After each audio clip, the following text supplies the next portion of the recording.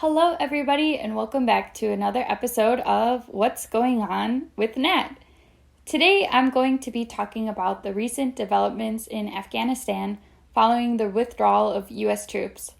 I'm sure you've all been seeing the news coverage, but maybe you don't understand the entire situation, which is why I'm here to help you break it down.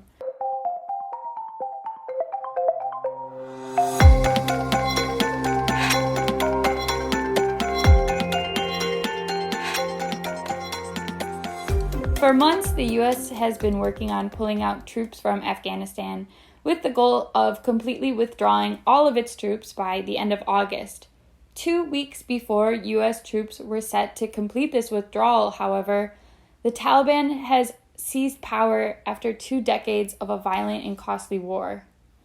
U.S. officials were aware that in the absence of a U.S. military presence, the Taliban would regain power in Afghanistan once again, but they didn't predict that it would happen so quickly. It's been less than 2 weeks since the Taliban had taken over their first provincial capital, and the Afghan government has already fallen. As of this week, the Taliban has taken over the capital of Kabul, President Ashraf Ghani has fled the country, and Western countries are rushing to evacuate their embassies. Afghan government employees possibly face retribution, and women are hiding indoors, unsure of what rules will be forced on them by the Taliban. The swarms of thousands of people at Kabul's international airport are reminding people of the fall of South Vietnam in 1975.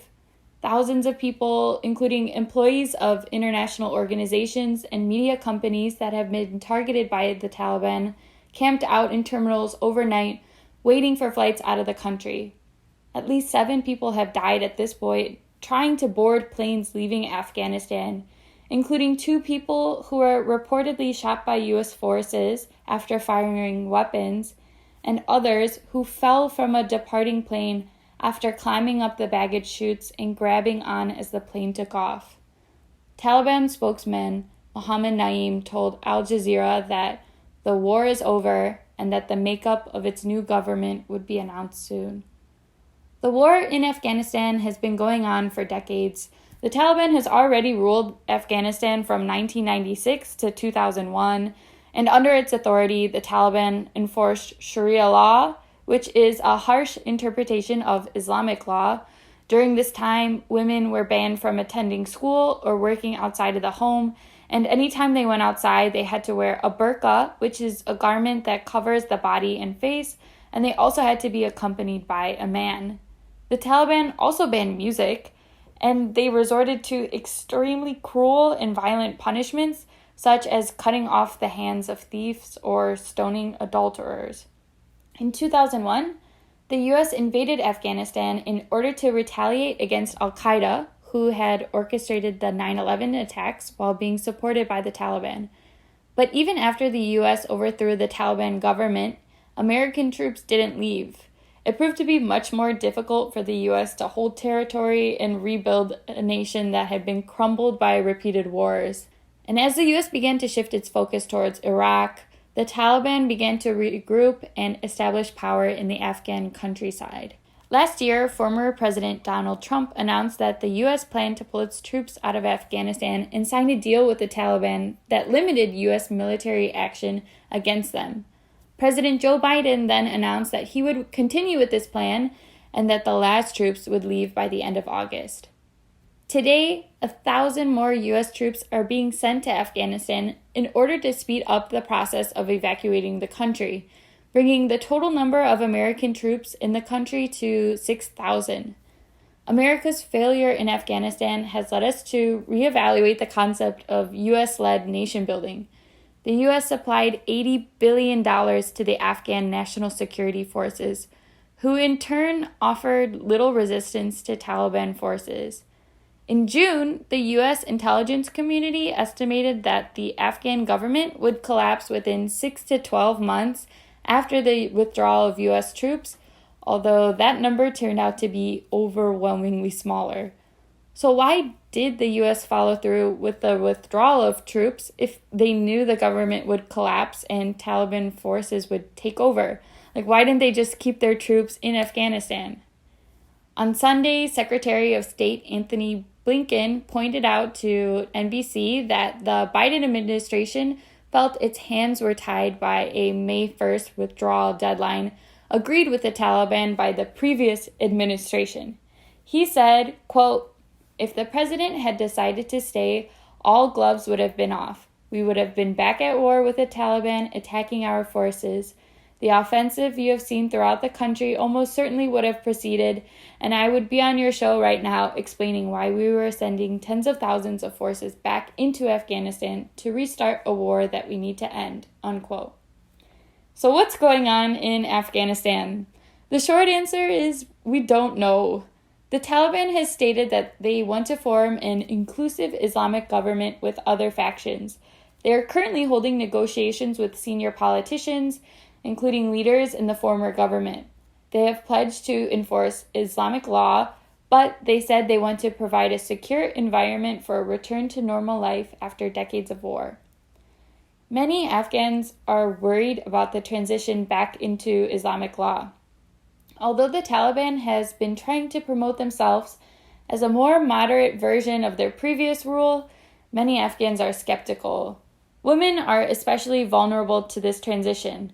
While the Taliban has announced that they are no longer opposed to women attending school, they have yet to announce a clear policy on women's rights. Many others are concerned that Afghanistan will once again become a haven for terrorist groups like Al-Qaeda. In the peace deal signed between the U.S. and the Taliban last year, the Taliban pledged to fight terrorism. The U.S. has little leverage to oversee this, though, so it's not clear how successful they will be in this fight. As the U.S. military leaves the country, the lives of thousands of Afghans who aided or supported the U.S. military operations are at risk. Roughly 50,000 Afghans are eligible for special immigrant visas, or SIVs, but have not yet left the country. These are people who worked as interpreters, aides, or scouts to the U.S. military or international organizations in the country. These people and their families have been specifically targeted by the Taliban, and their lives are at risk if they remain in the country. They are eligible to apply for SIVs. However, the visa application and vetting process can take years to finish. Some U.S. government officials are arguing for a plan to allow these vulnerable Afghans to stay in a secondary location while their visas are being processed in order to protect them. On Monday, President Biden announced that he would expand refugee access to include Afghans who worked for American non-governmental organizations and U.S. news agencies. Furthermore, Defense Intelligence Director Gary Reed also said on Monday that plans are in place to fly as many as 22,000 SIV applicants to 2 military bases within the U.S. Other countries, such as Canada and the U.K., have also said that they will accept Afghan refugees. It's hard to predict how things will unfold in Afghanistan since new governments can behave in surprising and unpredictable ways, especially those formed by rebels. However, we know that most new governments share the common purpose of consolidating authority.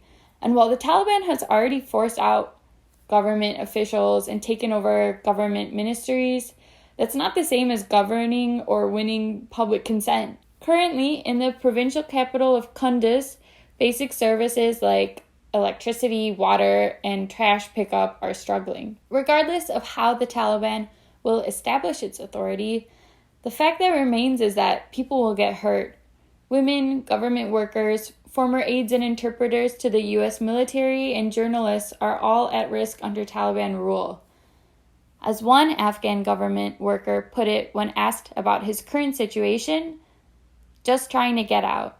All I can do is work on it, but who knows if anyone will be able to leave or just be forced here to wait for their own death."